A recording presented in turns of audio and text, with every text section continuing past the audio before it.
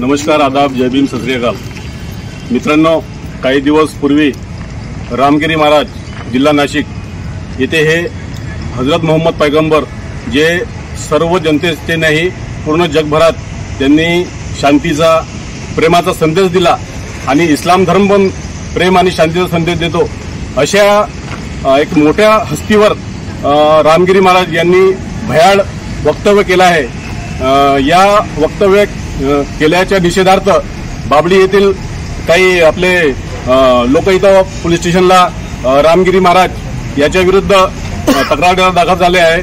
नेमकं प्रकरण काय आहे आपण जाणून घेऊ. बताइए आपने किस लिए दिया? ये जो रामगिरी महाराज है नासिक के, तो इन्होंने हमारे गुरु पाक सल्लल्लाहु अलैहि वसल्लम के शान में गुस्ताखी किया, तो इसके लिए इसके ऊपर कार्रवाई होना चाहिए. इसके लिए आज हम पुलिस स्टेशन के अंदर निवेदन देने के लिए आए थे, तकरार करने के लिए आए थे. थानेदार साहब के पास हमने तकरार किया और इसके ऊपर कार्रवाई होना चाहिए, हमारे सब मांग है. ये निवेदन किसके तरफ से था? ये मतलब तकरार जो किया आपने किसके तरफ से, इसमें क्या उल्लेख किया हुआ है? इसके अंदर यह है कि हमारा एक ग्रुप है दरियापुर का, हेल्थ ग्रुप है. इसके अंदर फार्मासिस्ट लोग हैं, डॉक्टर लोग हैं और बाकी के और गांव के नागरिक हैं. ये सब मिलकर हमने एक मतलब तकरार किया पुलिस स्टेशन के अंदर. तो हमारी यही मांग है कि इस पर कार्रवाई होना चाहिए. हमारे नबी की शान में ऐसी गुस्ताखी कोई भी करते रहेगा, ऐसा बार बार ऐसा मतलब कोई ऐसे इसको सस्ता नहीं पकड़ना चाहिए ना. तो हमारे नबी की शान में गुस्ताखी करेगा और हम ऐसे बैठेंगे. इसके लिए हमने एक गाँव के अंदर से एक पहल करे और एक तक्रार किया है यहाँ पर. मित्रांनो, हे डॉक्टर साहेब आपल्यासोबत होते आणि यांनी रामगिरी महाराज यांच्या विरुद्ध तक्रार दाखल केलेली आहे.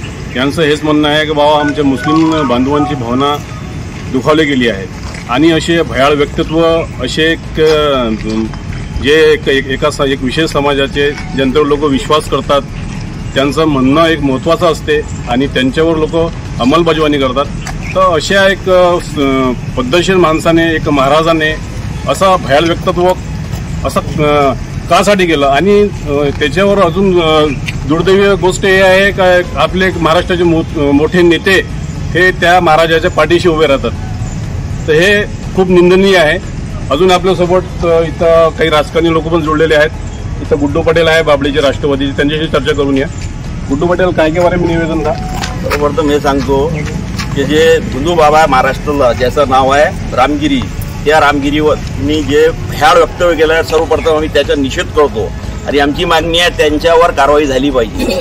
माहिती नसताना तुम्ही लोकांचे डोके फिरवण्याचं काम करतो. यांचा उद्देश असा होता फक्त इलेक्शन समोर आहे, हे समोर आहे, हे एजंटशिप करतात असे लोक. माझ्या म्हणणं आहे सर्वांची भावना, हिंदूची आहे, मुसलमानांची आहे, दलितांची आहे, महादलितांची आहे, सर्वांची भावना असताना भावनांची यांनी खेळ केलेला आहे. आम्ही यांचा निषेध करतो. आम्ही पोलीस स्टेशनला तक्रार दिलेली आहे की असे खोटे लोकांवर कारवाई झाली पाहिजे. जर त्यांनी कारवाई केली नाही तर आम्ही आमच्या हिशोबाने आंदोलन करू. कारण कसं आहे, आमची भावना आहे आणि आम्ही सर्व काही सहन करू शकतात, पण मोहम्मद सल्लल्लाहु अलैहि वसल्लमवर आणि त्यांचा कोणताही जर भयाळ वक्तव्य केलं ते आम्ही सहन करणार नाही. ही आमची स्पष्ट भूमिका आहे. धन्यवाद.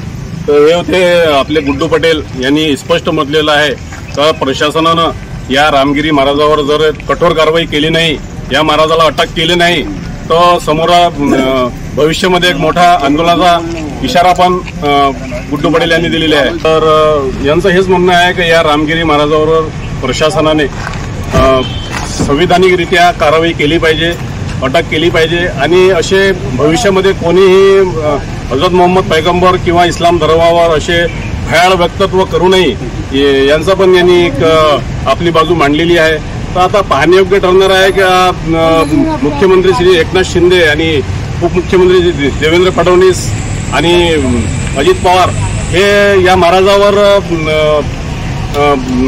कारवाई करणार का आणि ज्या मुस्लिम समाजाच्या भावना दुखावल्या गेले यांना न्याय मिळणार का हे आता पाहण्यायोग्य ठरणार आहे. मी नावेद सय्यद, दर्यापूर दर्शन न्यूज.